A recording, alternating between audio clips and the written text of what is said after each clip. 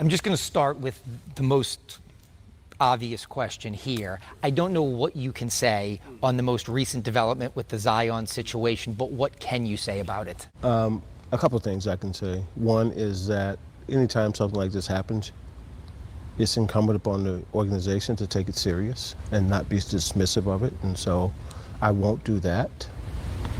The second thing I'll say is that's all I can say, is that at that point, you really can't say anything else, As far as your relationship with him, are you committed to him? He was obviously at the lottery with you. Your conversations with him now that you've been on the job for 6 weeks, where does your relationship with him stand? We've had quite a few conversations. We've spent time together. We actually watched a couple of playoff games together. He came over to my hotel and hung out with me, and we watched games together and talked about just the game and playoffs and the intensity that teams are playing with.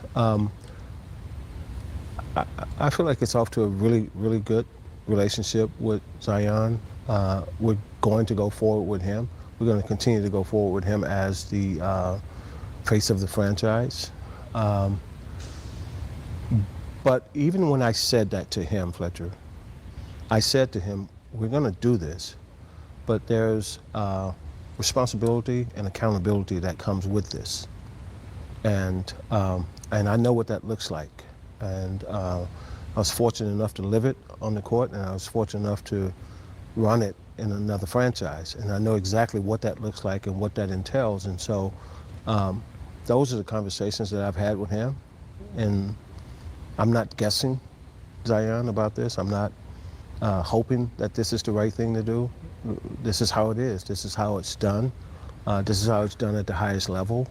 And so our conversations have been extremely direct and honest, and not mincing any words, but also saying we're committed to going forward with you.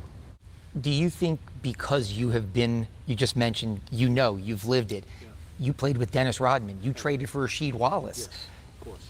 Can you use those examples and say, having patience in understanding there are unique circumstances and we want to get the best out of you? Absolutely, and it's ironic that you say that because those are two of the examples I use. I also threw Bill Laimbeer in there too.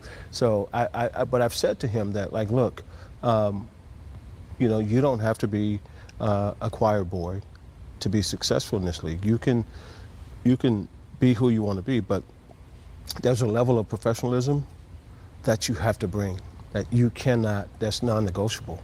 And the thing I told him about guys like Rodman and guys like Rasheed is that no matter what they were doing, man, when they got to that court, it was all business. I mean, the ultimate professionals on that court. And so I've said to him, like, look, I'm not here to turn you into something that you're not, but I am the guy that will hold you accountable. I am the guy that will speak honestly to you and not mince words and say what needs to be said. So he's been great. It's been like great conversations, and he hears me. He knows kind of where I'm coming from. You played era when the words load and management didn't go together in a sentence. You came from a much different place of professional basketball. One of Zion's best years here was when Stan Van Gundy said, I talked to Coach K and he said, put him out there. There has been the perception here that he has been treated like glass. His health is obviously something that's important. Will you approach that differently potentially and just say play? So in that conversation that you're talking about right there, the best thing you can do is make sure he's healthy. Because if he's healthy, he should play. And that's how I see it. So I don't worry about telling him you need to play. I just worry about let's make sure he's healthy as many games as possible. And when he's healthy, he's going to be on the court. I don't come from, putting him in a glass case, and I don't come from that. And I think that you can play. I think Zion had a season where he played 70 games here, and he had a great season. And so he's proven that he can do this, Fletcher. And so I just want him to be healthy. I want him to feel good, be in great shape, be healthy. And if he's all of those things, I think he'll be on the court and he'll play great here. You have now been here 6 weeks, and you're 3 weeks away from a very important draft. Do you feel like you have a better understanding of what Gail Benson wants, the vision that you have now. I guess, how has it been for the last 6 weeks, and where are you right now that you are now into this thing? So, man, there's a ton of conversations throughout the building, just talking to people on a constant daily. I think the number one thing you have to do when you come in to run an organization is you have to know who's in the building. You can't start making changes and saying we need this and that until you know your building. So I've poured a lot into learning the building. Who's in the building? Coach, players, trainers, medical, PR, whatever. You have to understand your building first before you can start going out and telling the world what changes you need to make. So I've poured everything into that, Fletcher, to know who's here.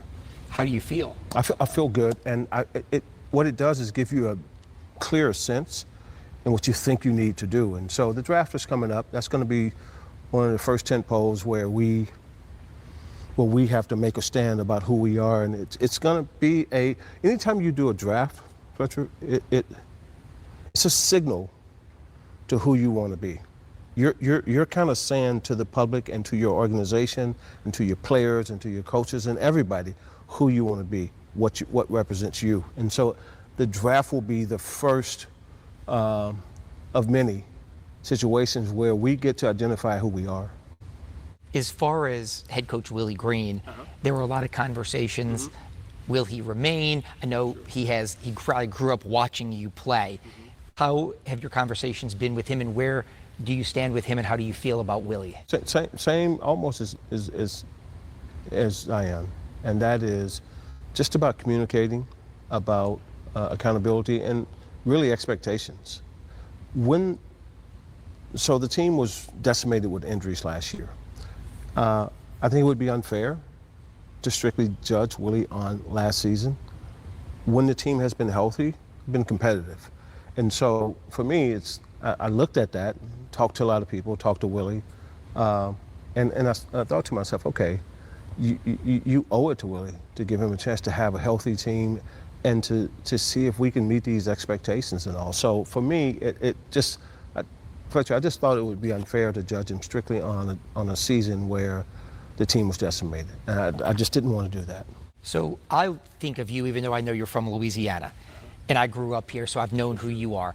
But I still think you're synonymous with the Pistons. You won a championship there. You were an executive that brought a championship there. I think Pat Riley will always be synonymous with the Lakers, but to a huge swath of people, he is a Miami Heat person. Do you almost embrace the opportunity to say, the Pistons chapter is one thing, but if I can become synonymous as a known winner in a place that hasn't known it, that would be a crowning achievement of some type? Absolutely. If you just say that for me, that would be fine. You said it well. It would be. It would be an incredible feat to be able to bring that to New Orleans. It's when the opportunity came up to come here, to come here and step into this role, it's the first thing I thought about. It's the first thing I thought about, like, how incredible would it be to bring championship basketball to New Orleans? Having grown up in the state, family, ton of family still here in this state, knowing so many people in the state. I just thought that was the first thought that came to my mind, like, this would be incredible to go back to New Orleans and bring it here. And you're right with the Pat Riley analogy, because there is a swath of people who just see him with Miami, and man, I would love nothing more than to create that here with New Orleans, have a whole new generation of people that just see it, me synonymous with New Orleans Pelicans. I am one of these people who looks at Indiana and Oklahoma City and thinks it's great. I remember the lockout of 2011, I offended some players by saying that there's 6 teams in this league that they seem to care about, but the other 24 are very important. I think it's great for you all that you can say, if 3 of the Final 4 are Minnesota, Oklahoma City, and Indiana, that is a clear blueprint that success, this isn't just rhetoric, it can be reality. Do you feel that way? Absolutely.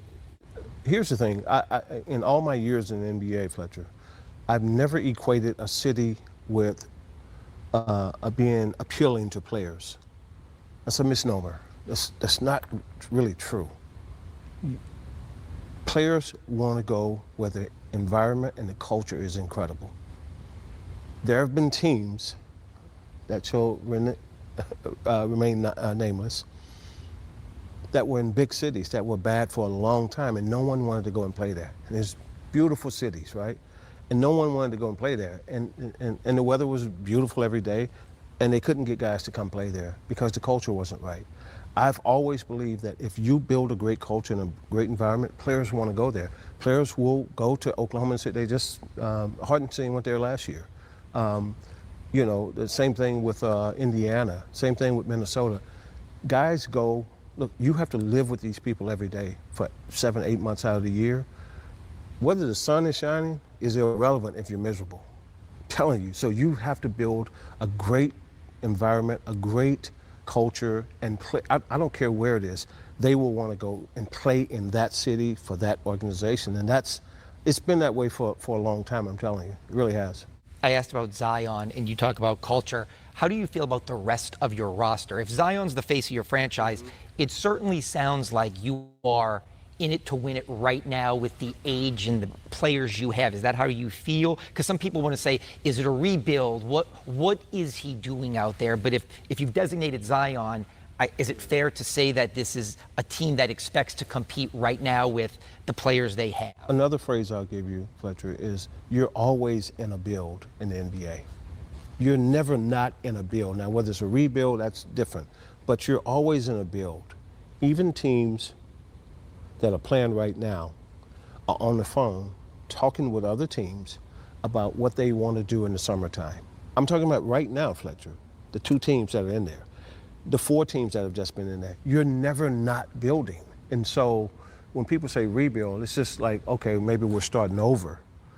But you're always in a build. We are always in a build. Here's the other thing I'll say to you, specifically to your question about the other guys.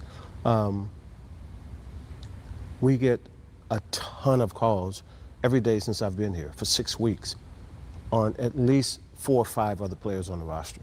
Like teams around the league, like, you know, they really value these guys. It's great for me to know that we have guys here that are valued around the league by other teams.